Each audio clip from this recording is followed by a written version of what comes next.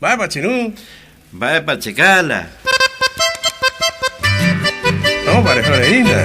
Ajá, y na nara.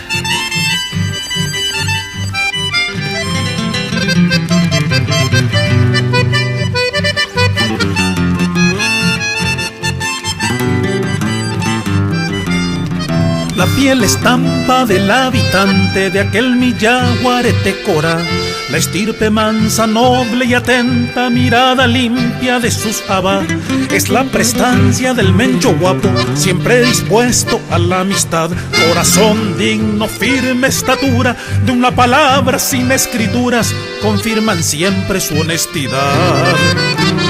De allá recuerdo a Taní Vallejo, sonrisa blanca, Cambaporá, horcón antiguo de las estancias, rural trabajo, humilde heredad, curtidos brazos como el quebracho, tomando al viento en galope va, surcando el verde y azul del campo, silbido alegre en la inmensidad.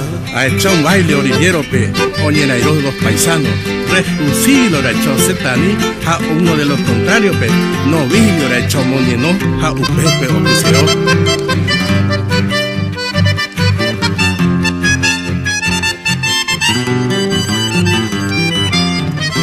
Para la fiesta lucía su apero, porque venía a descansar y a disfrutar de su familia con alegría y tranquilidad. Cabo de plata, guacha brillante, montado arisco, buen animal.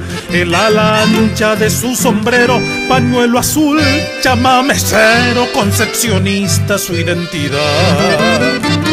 De allá recuerdo a Taní Vallejo, sonrisa blanca, Cambaporá, horcón antiguo de las estancias, rural trabajo, humilde heredad, curtidos brazos como el quebracho, tomando al viento en galope va, surcando el verde y azul del campo, silbido alegre en la inmensidad.